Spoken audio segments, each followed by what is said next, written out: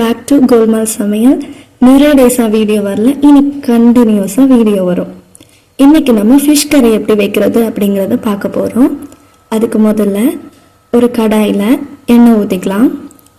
அதில் கொஞ்சம் கடுகு,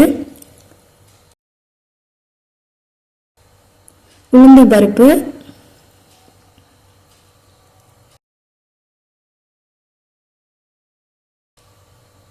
சீரகம், அது எல்லாமே காஞ்சதும்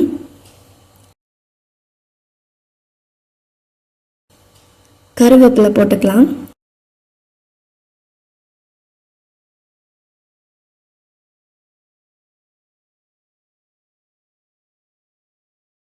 கொஞ்சம் சின்ன வெங்காயத்தை சின்னதாக நறுக்கி வச்சிருக்கேன், அதையும் நம்ம அதில் போட்டுக்கலாம்.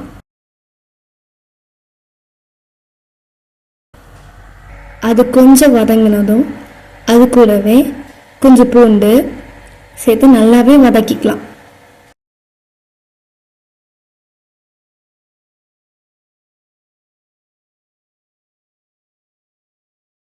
சின்ன வெங்காயம் அப்புறம் பூண்டு வதங்கின உடனே நம்ம அதுக்கு தேவையான மசாலா சேர்த்துக்கலாம்.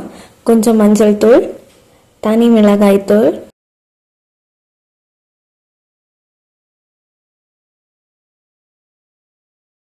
அதுக்கப்புறம் தனியாத்தூள்.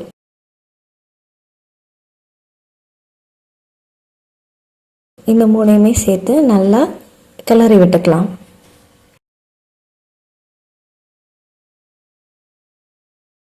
அப்புறமா கொஞ்சம் உப்பு சேர்த்துக்கலாம், தேவையான அளவு. கிளறி விட்டுக்கோங்க.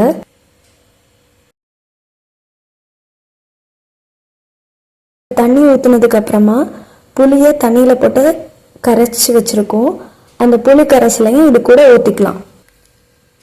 அது நல்லா கொதித்த உடனே நம்ம கழுவி வச்சுருக்க ஃபிஷ்ஷை போட்டுக்கலாம்.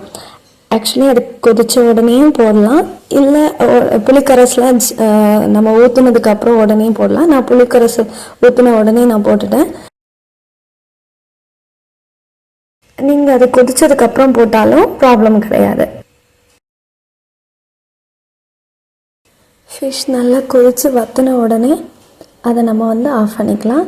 இவ்வளோதான், நம்ம செஞ்ச அழகான ஃபிஷ் கறி ரெடி ஆகிடுச்சு. இதை சுட சுட சாதத்தோடு வச்சு சாப்பிட்டா ரொம்பவே டேஸ்டியாக இருக்கும். இன்னொரு வீடியோவில் உங்களை மீண்டும் சந்திக்கிறேன். அது வரைக்கும் பாய் பாய்.